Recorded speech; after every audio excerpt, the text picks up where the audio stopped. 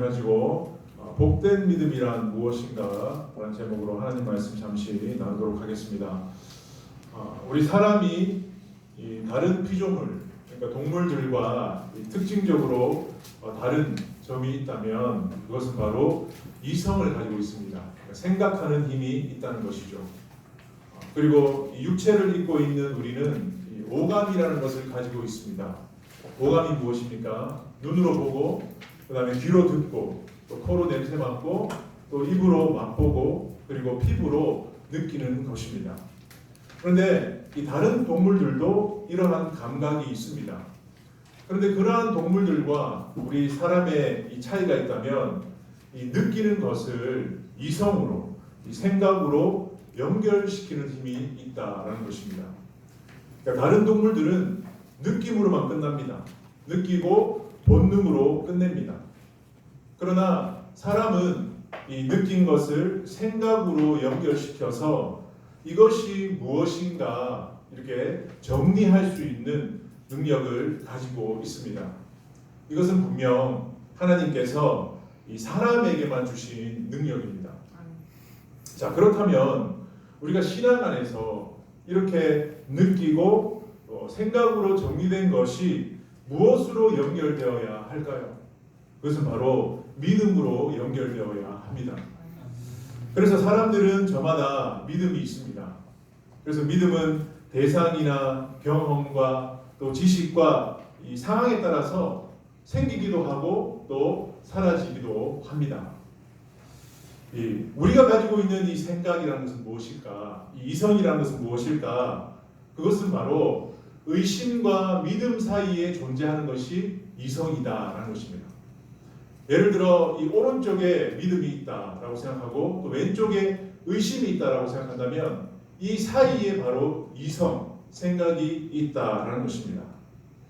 그래서 우리는 오른쪽에 의해서 이것을 선택하기도 하고 또 왼쪽에 의해서 선택하기도 한다는 거예요. 우리의 선택에 따라 달라진다라는 것입니다. 분명한 것은 저와 여러분은 이 중간 이성에서 왼쪽에 있는 의심으로 가지 않고 오른쪽에 있는 믿음을 선택했기 때문에 지금 이 자리에 있다라고 저는 생각합니다. 왜냐하면 믿음 없는 자들은 우리가 함께 모여서 하나님을 예배할 수 없기 때문에 그렇다는 거예요. 그러니까 우리에게 이 믿음을 주신, 믿음을 선택할 수 있는 마음을 주신 주님께 감사와 찬양을 올려드립니다. 자, 그런데 중요한 사실은 뭐냐? 이 오른쪽에 있는 이 믿음을 가지고 있다라고 해서 모두가 다 같은 믿음을 가지고 있는 것은 아니다라는 거예요. 오늘 성경에 보니까 성경에는 복된 믿음이 있고 또 그렇지 못한 믿음이 있다라고 우리에게 말씀하고 있습니다. 여러분, 그렇다면 우리는 어떤 믿음을 소유해야 될까요? 어떤 믿음을 가져야 할까요? 그것은 바로 복된 믿음을 소유해야 한다는 것입니다.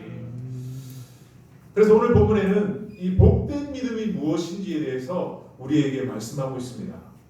그래서 저는 이 짧은 시간을 통해서 내가 가지고 있는 믿음은 과연 어느 정도인가를 점검하며 그리고 우리가 반드시 소유해야 되는 이 복된 믿음을 가지기 위해서는 우리가 어떻게 해야 되는지를 우리가 세 가지를 한번 살펴보기를 원합니다. 자, 복된 믿음이란 무엇일까? 어떻게 복된 믿음을 소유할 수 있을까? 첫 번째는 교만한 의심을 버려야 합니다. 한번 따라합시다. 교만한 의심을 버리자. 네. 그냥 의심이 아니라 교만한 의심이라고 제가 말씀드렸습니다. 제 생각에는 의심 가운데도 두 종류가 있다고 생각해요. 첫 번째는 교만한 의심, 또 하나는 겸손한 의심. 자, 어떤 차이가 있을까요? 그렇다면 교만한 의심은 무슨 의심일까요? 그것은 바로 자기 자신 외에는 믿지 않는 거예요. 그러니까 다른 사람들의 말, 진리에 대해서는 믿지 않으려는 마음, 그것이 바로 교만한 의심이다라는 거예요. 그러니까 이 세상에 예수님을 믿지 않는 대부분의 비신자들이 가지고 있는 의심이 바로 교만한 의심입니다. 자, 그렇다면 반대로 겸손한 의심이란 무슨 의심일까요? 대부분의 내용, 말에 대해서는 믿습니다. 신뢰합니다. 그런데 어떤 대상이나 내용에 대해서 믿기 어려운 부분에 대해서는 그대로 받아들이지 못하고 어떤 증거물이 있어야만 내가 믿겠다라고 하는 마음이 바로 겸손한 의심입니다. 겸손한 의심. 오늘 본문에 보면 예수님의 12제자 가운데 도마라는 사람이 나옵니다.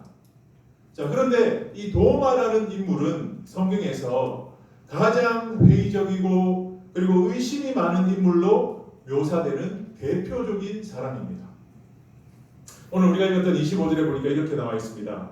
다른 제자들이 그에게 이르되 우리가 주를 보았노라 하니 도마가 이르되 내가 그의 손에 못자국을 보며 내 손가락을 그 못자국에 넣으며 내 손을 그 옆구리에 넣어보지 않고는 믿지 아니하겠노라 하니라. 왜 이런 말을 했을까요? 도마는 지금 다른 제자들이 이 부활하신 예수님을 보았다, 만났다는 이야기를 들었습니다. 그런데 도마는 그것을 믿지 않았어요. 여러분이 보실 때는 도마는 이 두 가지 종류의 의심 가운데 어떤 의심을 가지고 있다고 생각하세요? 네, 맞아요. 제가 볼 때 도마가 가지고 있는 의심은 교만한 의심은 아니에요. 그래도 부활하신 주님에 대해서, 예수님에 대해서 믿고 싶어하는 열망이 있습니다. 그런데 지금 자신이 요구하는 것은 한 가지 뭐예요? 증거물이라는 거예요. 이것이 믿기 어려운 내용이기 때문에 그 증거물을 내가 본다면, 확인한다면 믿겠다라는 지금 겸손한 의심을 가지고 있었다라는 것입니다. 여러분, 이러한 도마의 모습을 보면서 여러분은 어떤 생각이 드세요? 신앙적으로 볼 때 저렇게 의심하면 안 되는데 말씀이라는 것은 그냥 믿으며 받아들여야 하는 거 아닌가? 잘못되었다라고 우리는 생각할 수 있어요. 그런데 한편으로 여러분, 세상적으로 볼 때 여러분, 이 도마는 여러분 지극히 정상적이고 지혜로운 사람의 모습입니다. 세상적으로 볼 때 이 도마의 모습은 지극히 정상적이고 지혜로운 사람의 모습이에요. 오늘날 우리가 어떤 사람과 이야기를 할 때 그 사람의 말을 처음부터 다 받아들이지 않습니다. 일단은 우리가 의심부터 해요. 그리고 모든 말이 거짓말은 아니겠지만 분명히 어느 것은 맞고 어느 것은 틀렸는지를 우리가 분별하는 지혜가 필요한 세상이에요. 그래서 요즘에 우리가 TV에 나오는 뉴스들도 볼 때 그 나오는 내용들이 모두 사실이라고 믿지 않습니다. 그래서 방송사마다 뉴스에 보면 이런 코너가 있더라고요. 팩트 체크. 이게 뭐예요? 사실 확인. 왜 그런 코너가 있을까요? 뉴스 가운데도 뭐가 있다는 거예요? 거짓이 많기 때문에.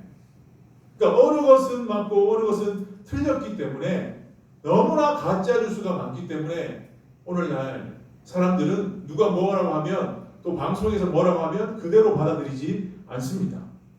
그래서 이 도마와 같은 모습은 세상적으로 볼 때는 지극히 정상적이고 지혜로운 사람의 모습이라는 거예요. 하지만 중요한 것은 뭐냐? 이러한 의심을 계속 가지고 있으면 이러한 의심이 발전하여서 교만한 의심으로도 발전할 수 있다는 거예요. 그래서 우리 안에 이런 의심이 있다면 내려놓아야 한다라는 것입니다. 우리가 이 다른 사람의 말에 대해서 믿지 않고 자기 자신만을 믿는다면 나아가서 진리에 대해서도 의도적으로 의심하면서 받아들이지 않을 수 있다라는 것입니다. 여러분 한번 생각해 보세요. 내가 말씀을 믿기 위해 의심하는 것과 말씀을 믿지 않으려고 의심하는 것은 같습니까? 다릅니까? 다르죠. 그러니까 알기 위해 의심하는 것, 생각하는 것과 의도적으로 그 말씀, 믿음을 거부하는 것은 천지 차이라는 것입니다. 저는 이 오늘 말씀을 준비하면서 이 12제자 가운데 왜 하필 다른 사람도 아니고 왜 의심 많은 도마가 부활하신 예수님이 나타나셨을 때 그 자리에 없었을까? 그러니까 다른 제자도 아니고 의심 많은 도마가 왜 그 자리에 없었을까를 한번 생각해 봤어요. 제가 개인적으로 깨닫게 되는 것은 도마가 과연 누구냐? 바로 우리의 모습이라는 거예요. 그러니까 보통 사람들의 모습이라는 거예요.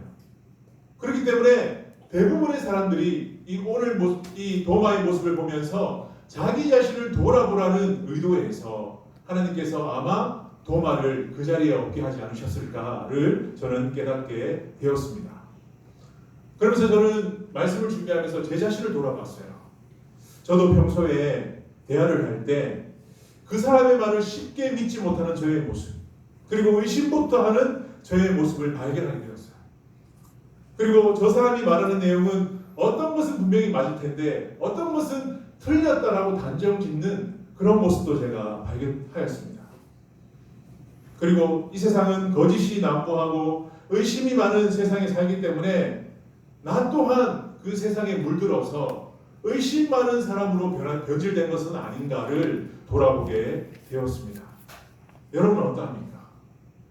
우리가 정말 주님께서 우리에게 주시고자 하는 이 복된 믿음을 소유하기 위해서는 혹시 우리 마음 가운데 교만한 의심이 있다면 버릴 수 있기를 소망합니다. 네. 그러니까 믿음을 가지기 위해서는 의심할 수도 있어요. 그것이 잘못된 것은 아닙니다. 그러나 중요한 것은 믿기 위해 의심하는 것과 믿지 않으려고 의심하는지는 우리가 돌아봐야 합니다. 그러니까 진리를 알고 믿기 위해서 우리의 생각, 이성을 사용할 수 있는 저와 여러분 될 수 있기를 주님의 이름으로 축복합니다. 네.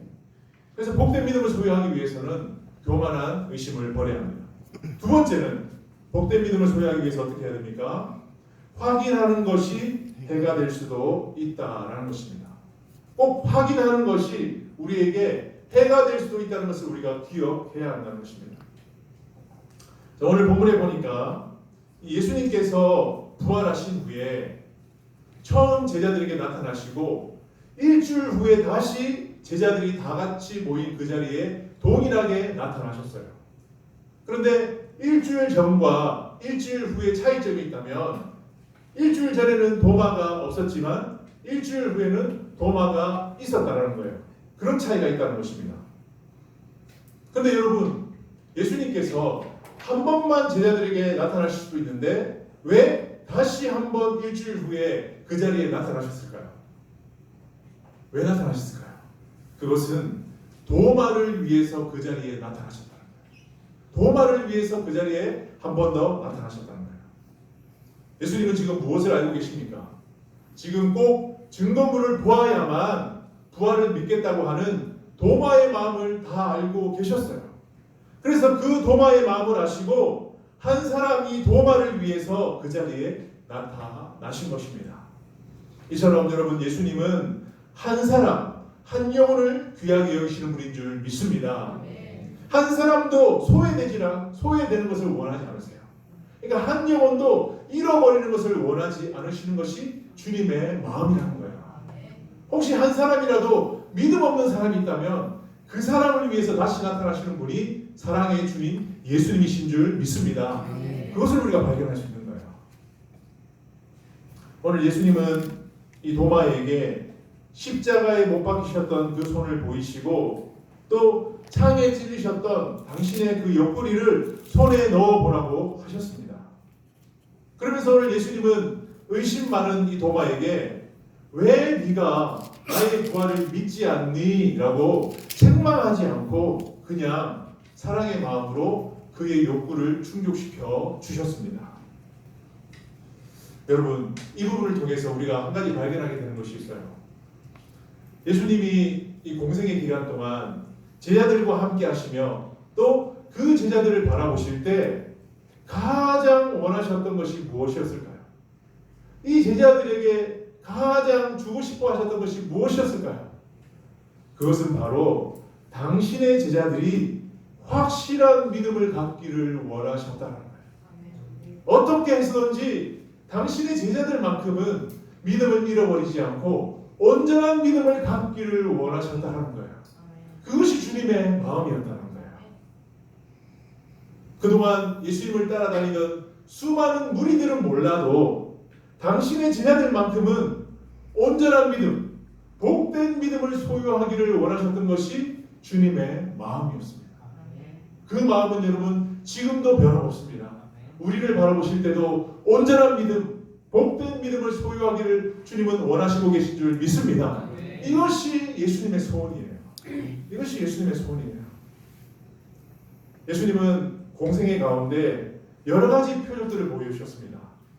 그런데 그 표적들을 보여주신 이유가 뭘까요? 1차적으로는 제자들을 위해서 그 표적을 보여주셨어요. 무리가 아니라 제자들을 위해서 그 표적을 보여주셨어요. 여러분, 우리가 지금 요한복음을 살피고 있지만 요한복음에는 몇 가지 표적이 나올까요? 7가지 표적이 나옵니다. 근데 이것을 기적이라고 안 하고 뭐라고 합니까? 표적이라고 해요. 그러니까 기적과 표적의 차이가 뭐냐? 기적은 단순히 사람들을 놀래키기 위해서 보여주는 거지만 표적이라는 것은 어떤 목적을 가지고 보여주는 것을 표적이라고 합니다. 그런데 요한복음에 나오는 이 모든 7가지 표적들은 무리들을 위해서 보여주신 것이 아니라 누구를 위해 보여주셨다고요? 제자들을 위해서 보여주신 겁니다. 특별히 제자들에게 복된 믿음, 온전한 믿음을 심어주기 위해서 예수님은 7가지 표적을 보여주셨다는 거예요. 특별히 오늘 우리가 읽었던 이 예수님의 부활하신 표적조차도 제자들에게 온전한 믿음을 선물로 주시기 위해 이 부활의 표적을 보여주신 줄 믿습니다. 이것을 우리는 이해해야 돼요. 오늘 부활하신 예수님을 만나고 또 부활한 증거를 만지고 느낀 도마는 예수님을 향해서 이렇게 고백합니다. 20장 28절 우리 같이 한번 읽어보겠습니다. 시작. 도마가 대답하여 이르되 나의 주님이요 나의 하나님이시라. 네, 오늘 예수님을 직접 만난 도마는 이제 예수님의 부활에 대해서 확신했습니다.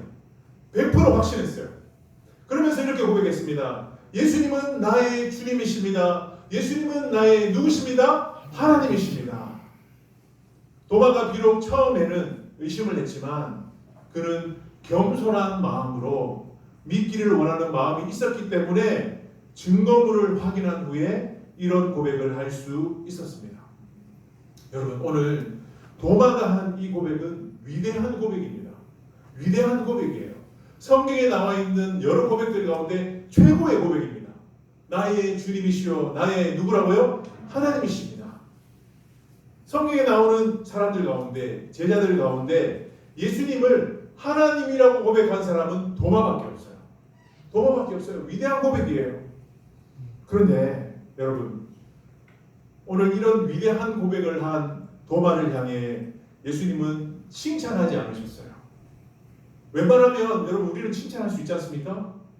그런데 오늘 예수님은 이렇게 말씀하셨습니다. 29절에 보니까 예수께서 이르시되 너는 나를 본 거로 믿느냐? 보지 못하고 믿는 자들은 복되도다 하시니라. 칭찬하지 않으시고 오히려 다른 말씀하셨습니다. 여러분, 공생의 기간 가운데 여러분 예수님 앞에 또 위대한 고백을 한 사람이 한 사람 또 있죠. 누가 있습니까? 시몬 베드로. 마태복음 16장 16절에 보면 베드로가 뭐라고 고백했습니다. 주는 그리스도시요 살아계신 하나님의 아들이십니다. 그렇게 고백했을 때 예수님은 시몬에게 뭐라고 했습니까? 과연아 시몬아 네가 복되다라고 뭐 하셨어요? 칭찬하셨어요. 근데 오늘 도마는 나의 주님이시요 나의 하나님이시다라는 오히려 더 위대한 고백을 했는데도 칭찬 안 하고 오히려 다른 말씀하셨어요. 뭐라고 하셨습니까? 보고 믿느냐? 보지 못하고 믿는 자는 더 뭐하다? 복되다. 보지 못한다는 게 뭐예요? 확인하지 않고 믿는 자가 더 복되다. 복되다. 저는 이 말씀을 깊이 묵상하면서 주중에 기도하는 가운데 주님께서 이런 깨달음을 주셨어요. 우리가 이 믿음을 소유하기 위해서 꼭 확인하려는 것이 바람직한 일은 아니구나. 꼭 봐야만 하는 것이 올바른 일은 아니구나라는 그런 마음을 가지게 되었어요. 그러니까 우리가 확인하려는 것이 오히려 해가 될 수도 있겠구나. 그런 깨달음을 주셨어요. 그러면서 이 말씀이 생각났습니다. 요즘 우리가 매일매일 무슨 말씀을 묵상하고 있습니까? 신명기 말씀을 묵상하고 있어요. 신명기는 무슨 책입니까? 모세가 이 38년 동안 광야 생활을 마치고 이제 가나안 입성을 앞두고 있는 출애굽 2세대들에게 이제 하나님께서 처음 주셨던 그 율법을 재해석하여서 하나님의 사람으로 양육하기 위해서 설교했던 말씀이에요. 그런데 제가 이번에 이 신명기 말씀을 묵상하면서 새롭게 알게 된 내용이 있어요. 그것은 뭐냐? 신명기 1장 21절에 보면 이 가데스 바네아에서 있었던 이 정탐 사건을 모세가 회고하는 내용이 나옵니다. 근데 민수기 13장에 보면 똑같은 내용이 나오는데 그 민수기 13장에 보면 이런 내용이 나와요. 하나님이 명령하여 너희가 정탐할 정탐꾼들을 세워서 보내라는 말이 나옵니다. 그래서 저는 이 가데스 바네아에서 가나안 땅을 정탐하는 것이 처음에 하나님의 명령이었다라고 생각하고 있었어요. 알고 있었어요. 그런데 이번에 이 신명기 1장 21절을 보면서 정탐하는 것이 하나님의 명령이 아니라 그것은 이스라엘 백성들의 생각이었다는 것을 알게 되었어요. 정말 그런지 한번 봅시다. 신명기 1장 21절에 보면 너희 하나님 여호와께서 이 땅을 너희 앞에 두셨은즉 너희 조상의 하나님 여호와께서 너희에게 이르신 대로 올라가서 차지하라 두려워하지 말라 주저하지 말라 한즉 누구의 말씀입니까? 하나님의 말씀이에요. 하나님의 원래 뜻은 무엇입니까? 주저하지 말고 지금 당장 가나안 땅에 들어가서 그 땅을 차지하라 취하라는 것이 하나님의 명령이었어요. 왜 취하라는 것입니까? 하나님은 이미 이스라엘의 조상들에게 가나안 땅을 주시겠다고 뭐 하셨어요?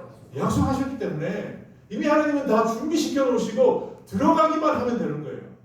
그래서 주저하지 말고 두려워하지 말고 들어가라고 했어요. 그런데 이 명령을 들은 이스라엘 백성들은 어떻게 말했습니까? 22절 우리 같이 한번 읽어보겠습니다. 시작. 너희가 내 가나안에 가기를 우리가 사람을 먼저 보내어 우리를 위하여 그 땅을 정탐하고 어느 길로 올라가야 할 것과 어느 성으로 들어가야 할 것을 우리에게 알리게 하자 하기에 분명히 하나님은 주저하지 말고 두려워하지 말고 지금 그 땅에 들어가서 취하라고 했는데 이스라엘 백성들이 모세 앞에 나와서 말하기를 우리를 위하여 그 땅을 정탐하고 우리가 어떻게 그 땅에 들어가야 될지 알게 하소서라고 자신의 생각을 집어넣었다는 거예요. 왜 이런 생각을 했을까요? 하나님의 약속을 믿지 않았다는 거예요. 불신했다는 거예요. 의심했다는 거예요. 그러면서 그들은 하나님 말씀대로 들어가지 않고 주저했다는 것입니다. 여러분, 이 말씀 자체만 보면 얼마나 지혜롭고 계획적인 모습입니까? 우리가 사회생활을 할 때도 보면 우리는 이런 사람들을 요구해요. 계획적이고 꼼꼼하게 따지는 사람, 무작정 어떤 일을 하는 사람이 아니라 정말 철저하게 계산하고 따져보면서 실수하지 않으려고 노력하는 사람을 우리는 찾습니다. 교회에서도 마찬가지예요. 그래서 인간적으로 보면 되게 지혜롭고 또 되게 대단한 사람 같지만 한 가지 문제가 있다는 거예요. 그것은 뭡니까? 하나님 말씀에 대해서 주저했다라는 거예요. 주저했다는 거예요. 그러니까 약속에 대해서 신뢰하지 않았다라는 것입니다. 그래서 그들은 곧바로 가나안 땅에 들어가지 않고 정탐하고 확인하였다라는 것입니다. 여러분, 성경에서 믿음은 무엇이라고 말씀합니까?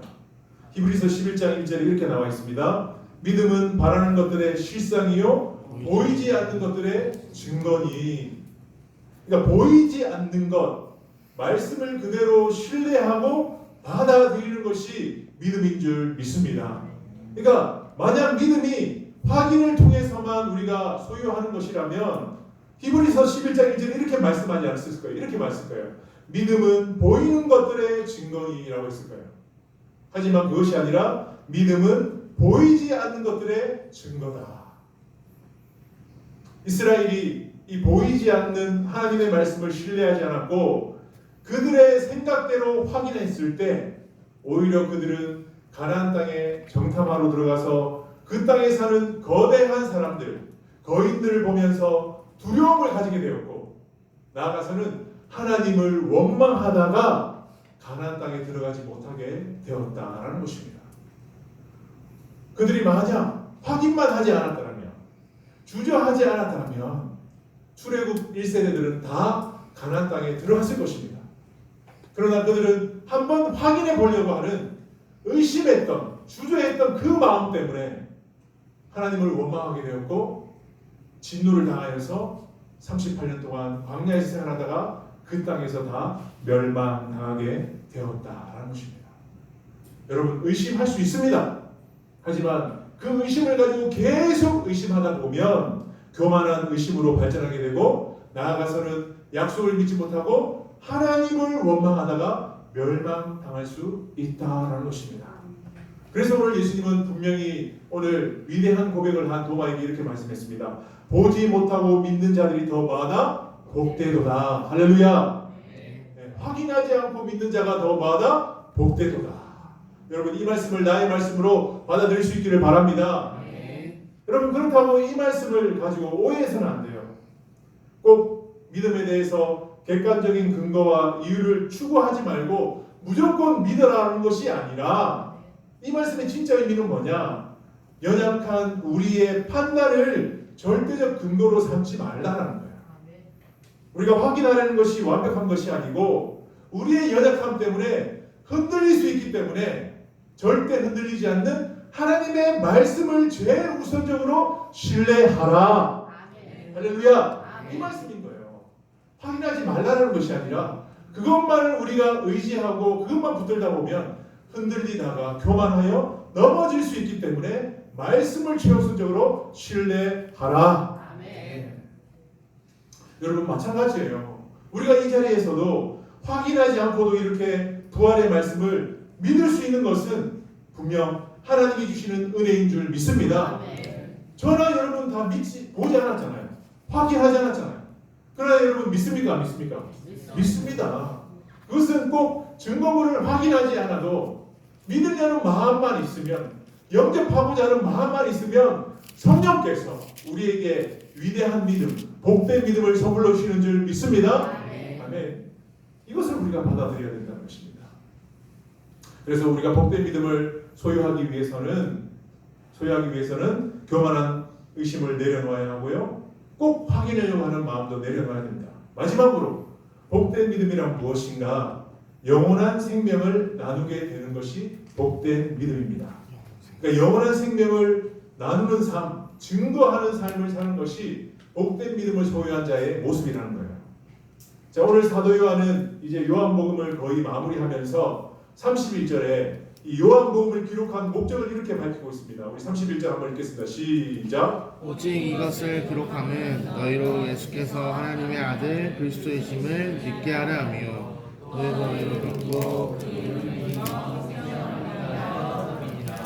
아멘. 사실 요한복음은요 다른 복음서보다 제일 늦게 기록된 복음서예요.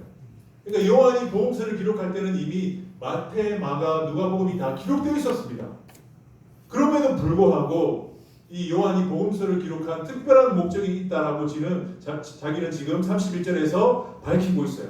그것은 뭡니까? 사람들로 하여금 예수님이 그리스도, 그러니까 하나님이심을 믿게 하고 또 그 믿음을 통해서 영원한 생명을 얻게 하기 위해서 요한은 다시 복음서를 기록했다라고 지금 밝히고 있습니다. 여러분, 우리가 예수님을 믿으면 영원한 생명을 얻는 줄 믿습니다. 죽어도 살고 또 살아서 믿으면 영원히 죽지 않는 줄 믿습니다. 그러니까 이 땅에서도 생명이 넘치는 인생을 살 수 있다라고 지금 요한은 우리에게 증거하고 있는 것입니다. 특별히 이 말씀 속에서 우리가 발견할 수 있는 것은 복된 믿음, 그러니까 온전한 믿음을 소유한 자들은 남들과 다른 삶을 살게 된다는 거예요. 차별 있는 삶을 산다는 거예요. 그 사람은 어떤 특징이 있는 줄 아세요? 그 사람은 항상 삶이 생기가 넘쳐요. 그리고 그 사람은 항상 기쁨과 평안이 넘칩니다. 감사가 넘칩니다. 그리고 복된 믿음을 소유한 자들을 보면 항상 긍정적인 생각을 해요. 그리고 마음에는 소망이 솟아나면서 행동도 항상 언제나 활력이 넘쳐나요. 여러분, 우리 교회에서 얼굴 피부가 제일 좋은 분이 누군지 아세요? K 모 지사님 있습니다. 그분이 이 얼굴 피부가 제일 좋거든요. 근데 우리가 모임에서 이야기하다가 지사님 어떻게 그 얼굴 피부가 그렇게 좋습니까? 라고 질문을 하니까 자기가 그렇게 이야기하더라고요. 자기는 항상 웃는데요. 항상 이렇게 밝게 웃는데 항상 웃으니까 자기는 어떤 잡티가 나지 않고 최고의 피부를 유지할 수 있다. 과학적으로도 여러분 근거 있는 이야기입니다. 여러분 웃으면 우리 안에 이 좋은 에너지가 생겨요. 그리고 이렇게 이 안 좋은 것들이 다 빠져나갑니다. 그리고 피가 맑아지기 때문에 피부도 좋아진다는 것이 과학적으로도 근거 있는 이야기예요. 근데 중요한 것은 뭐냐 여러분? 우리가 억지로 웃을 수 있습니까? 아니잖아요. 그분은 분명히 뭔가 마음속에 있기 때문에 항상 웃을 수 있는 것이고 좋은 피부를 유지할 수 있는 거예요. 그래서 제가 깨달아지기는 어떻게 웃을 수 있을까? 그것은 바로 복된 믿음을 소유할 때 우리가 항상 웃을 수 있는 줄 믿습니다. 여러분, 복된 믿음을 소유하면 우리의 피부도 달라져요. 얼굴이 밝아져요. 얼굴이 밝아져요. 자기만 밝겠습니까? 아닙니다. 그 한 사람으로 인해서 가정이 밝아집니다. 그 한 사람으로 인해서 직장이 밝아집니다. 그리고 그 한 사람의 생기 넘치는 삶을 통해서 교회 전체가 활력 있는 공동체로 변화되는 줄 믿습니다. 그래서 한 사람이 중요한 거예요. 한번 따라합시다. 내가 복된 믿음을 소유한 사람이 되겠다. 할렐루야. 나 한 사람이 복된 믿음, 온전한 믿음을 소유하면 나의 얼굴, 나의 피부가 밝아질 뿐만 아니라 공동체가 살아난다는 거예요. 저는 여러분, 제가 그런 사람이 되길 바라고 여러분이 그런 사람이 될 수 있기를 주님의 이름으로 축복합니다. 네, 우리 교회가 그런 공동체가 되어야 되지 않겠어요? 아까 거사님께서 기도하셨지만 우리 공동체에만 오기만 하면 왠지 웃음이 생기고 왠지 힘이 생기고 왠지 활력이 넘치고 왠지 에너지가 넘치는 그런 공동체가 되어야 되지 않겠습니까? 그러기 위해서는 우리가 꼭 예수님이 주시고자 하는 그 복된 믿음을 소유할 때 우리 공동체가 그런 공동체로 변화될 줄 믿습니다. 살아있는 이 비타민이 되는 거예요. 제가 이런 삶을 살기를 원하고 여러분이 이런 삶을 살 수 있기를 다시 한번 축복합니다. 말씀을 마무리합니다. 믿음은 하나님을 향한 바른 자세를 의미합니다. 여러분, 우리가 자세가 바르지 않으면 제대로 성장하지 못해요. 성숙하지 못합니다. 마찬가지로 우리가 바른 믿음만 소유하면 자연스럽게 성장하고 성숙할 수 있다는 거예요. 복된 믿음만 소유하면 시간 문제예요. 우리가 자라는 것은, 성숙하는 것은, 부흥하는 것은 시간 문제예요.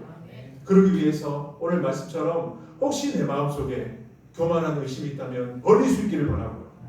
일단은 말씀을 신뢰하고 인간의 생각을 집어넣지 않고 하나님의 말씀을 1차적으로 신뢰하고 보이지 않지만 믿음이 생기지 않을 때 성령님 나에게 믿음을 주시옵소서 이렇게 기도하며 그리고 내 안에 있는 그 생명을 나뿐만 아니라 다른 사람들에게, 가족들에게 그리고 직장과 이 지역에 나눠줄 수 있는, 그래서 더 풍성한 생명과 믿음을 소유하는 저 여러분 될 수 있기를 주님의 이름으로 축복합니다.